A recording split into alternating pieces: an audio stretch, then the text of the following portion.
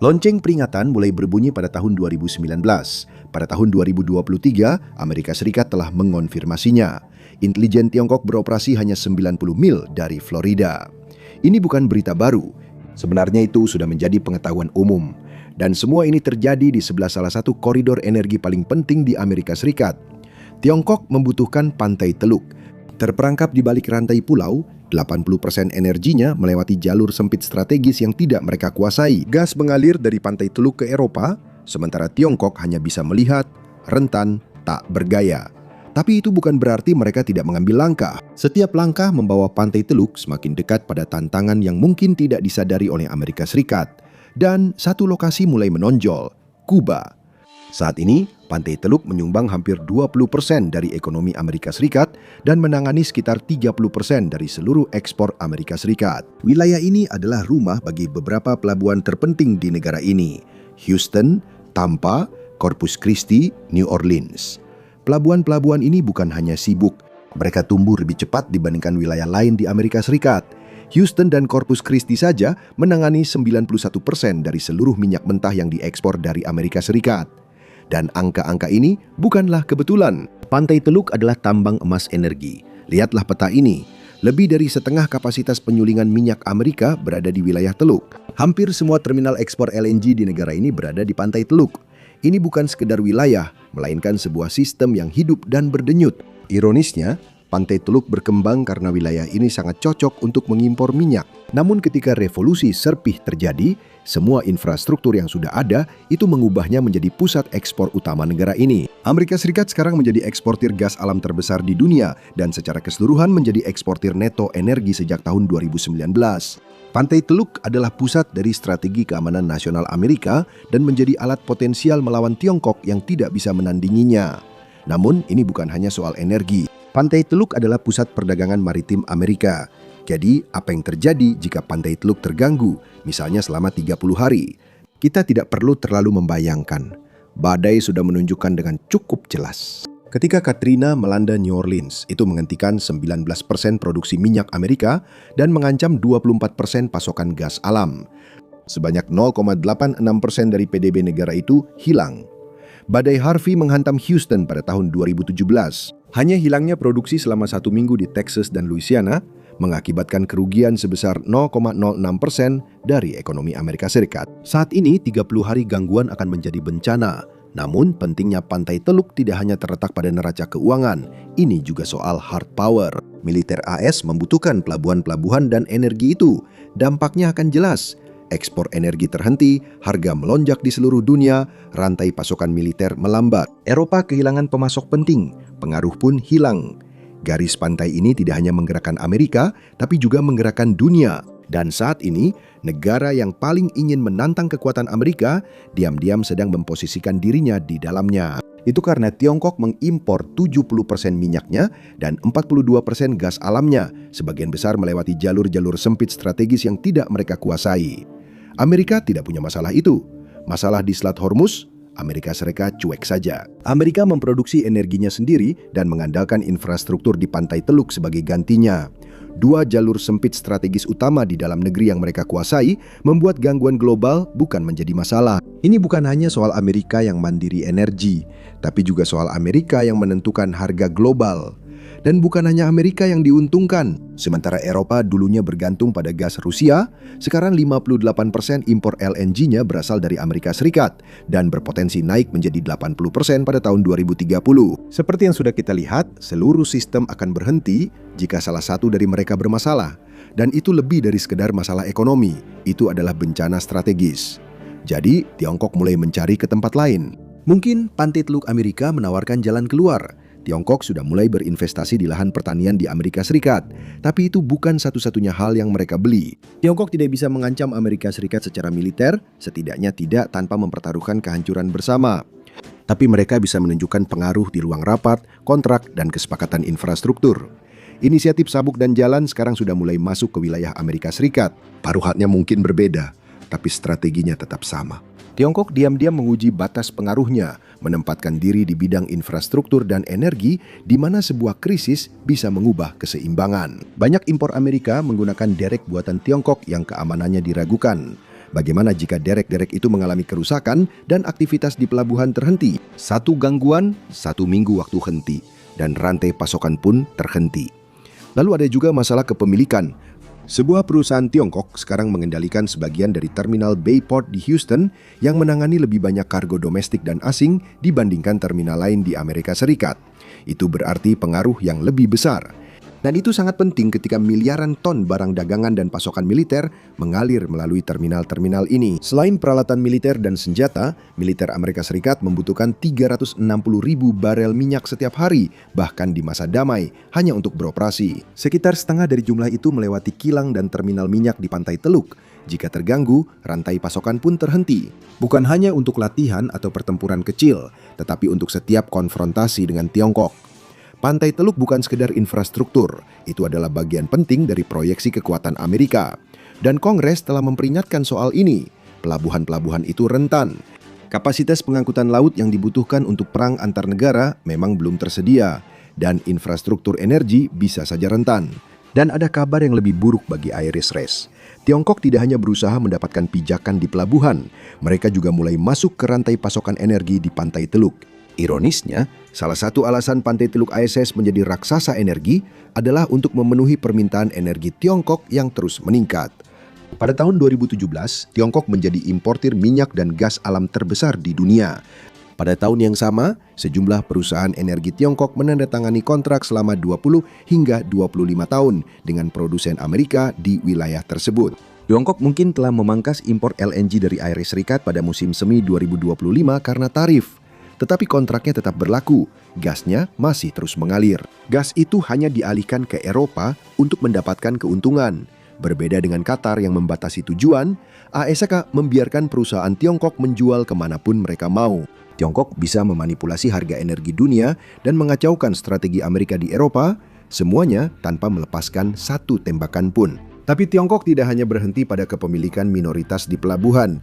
Mereka ingin benar-benar mengendalikan proses ekstraksi. Bank-bank dan perusahaan milik negara Tiongkok sangat tertarik dengan pesisir Teluk Meksiko, dan perusahaan energinya sudah beroperasi di sana. Sinopec International memiliki 21% saham di platform Appomattox yang memproduksi sekitar 90.000 barel minyak 80 mil tenggara Louisiana.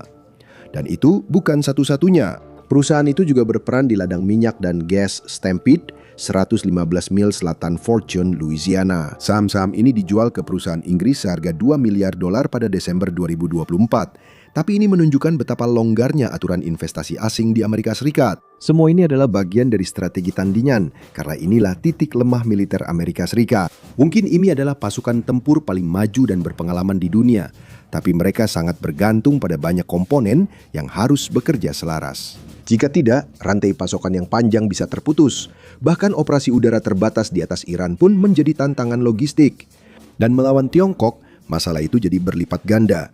Kehadiran Tiongkok di wilayah tersebut dan pelabuhan-pelabuhannya memberikan intelijen yang sangat berharga. Ini adalah strategi yang hemat biaya untuk mengatasi kelemahan kemampuan konvensional. Dan Tiongkok juga menggunakan satu-satunya sekutunya dan satu-satunya kelemahan geografis Amerika untuk mencoba mencari beberapa kartu tawar-menawar. Pangkalan baru Tiongkok di Kuba bukanlah kejutan total bagi komunitas intelijen Amerika Serikat.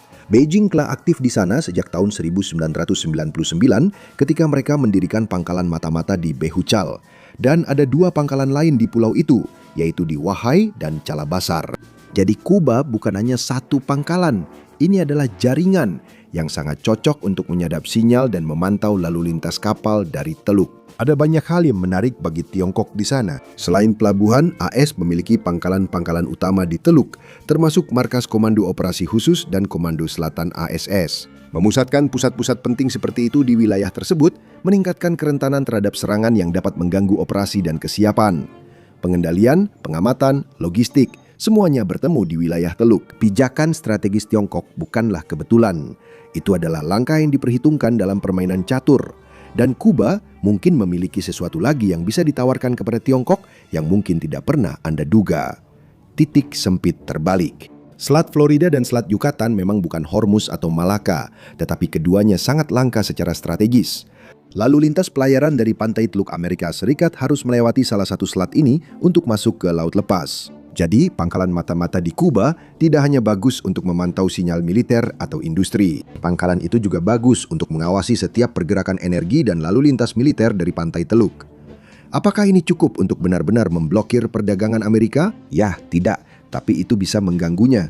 Rantai pasokan yang panjang, logistik jadi lebih ketat. Jaringan pasokan ulang militer AES menjadi semakin panjang, sementara blokade di titik-titik sempit Tiongkok tetap efektif. Inilah alasan mengapa pantai Teluk sangat penting. Gangguan kecil di sini bisa berujung pada mimpi buruk strategis bagi Amerika Serikat. Mimpi buruk yang sama sedang diharapkan Tiongkok saat mereka mengincar Taiwan. Jadi, apa yang dilakukan pemerintah federal tentang hal ini? Tidak cukup. Kongres terhenti. Negara bagian bergerak lebih dulu, didorong oleh laporan federal tahun 2021. Departemen Pertanian AS-REC menemukan 40 juta ekar lahan pertanian yang dimiliki sebagian atau sepenuhnya oleh entitas asing. Beberapa di antaranya berada di dekat pelabuhan, terminal energi, dan pangkalan militer, sehingga menimbulkan kekhawatiran tentang kendali, akses, dan keamanan di sekitar infrastruktur penting. Jadi negara bagian mulai mengambil tindakan tegas. Sejak tahun 2021, 50 undang-undang telah disahkan yang membatasi kepemilikan properti oleh pihak asing. Sebagian besar menargetkan lahan pertanian, beberapa secara khusus menargetkan lahan di dekat infrastruktur penting. Namun, meskipun ada puluhan undang-undang, masih ada celah yang tersisa. Tidak ada satu kerangka kerja pun yang sepenuhnya melindungi fasilitas energi dan pelabuhan di pesisir Teluk. Jadi, tanpa adanya undang-undang, Anda harus terlebih dahulu bersiap menghadapi kemungkinan terburuk. Miami sedang memeriksa derek buatan Tiongkok bersama penjaga pantai, memeriksa keamanan siber dan integritas operasional. Penjaga pantai sedang berlatih untuk perang dengan Tiongkok. Perang di rantai pulau pertama tidak akan berhenti di sana.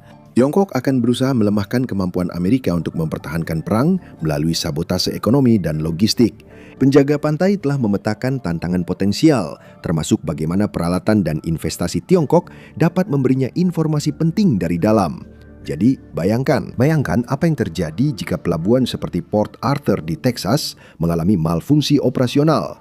Derek gagal berfungsi, proses bongkar muat terhenti, pasokan ulang melambat, amunisi dan kargo penting mulai menipis, dan itu baru permulaan. Platform pengeboran lepas pantai di Teluk mulai gagal berfungsi, bor berhenti merespons kontrol pengguna, saklar pengaman tidak aktif. Operator bergegas mencoba menggunakan kontrol manual, tetapi beberapa platform mulai meledak. Sementara itu, kapal-kapal di wilayah tersebut mulai melaporkan kerusakan GPS.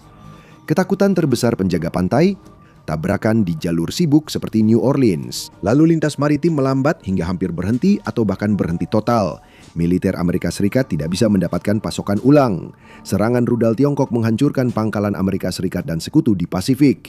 Bahkan, blokade Angkatan Laut AS Serikat di titik-titik sempit seperti Selat Malaka akan menjadi tidak berguna. Tirani jarak mulai menang, dan 26 triliun dolar yang didukung oleh sistem maritim Amerika menjadi kacau balau. Jadi, penjaga pantai telah melakukan investasi baru.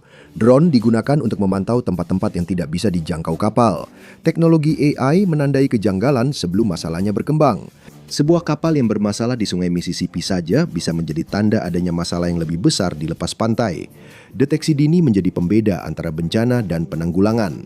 Dan untuk mewujudkan hal itu, penjaga pantai telah bekerja sama lebih erat dengan Komando Cyber Amerika Serikat dan Badan Keamanan Infrastruktur untuk melindungi pelabuhan, terminal, dan pipa. Namun Amerika Serikat tidak akan mampu melakukannya sendirian. Institut Angkatan Laut ASS mengeluarkan peringatan keras bahwa melindungi infrastruktur pesisir Amerika membutuhkan kapasitas manufaktur yang lebih besar daripada yang dimiliki negara saat ini. Penjaga pantai masih membutuhkan waktu lebih dari 1 dekade untuk mengganti kapal patroli yang menua di armada yang ada saat ini.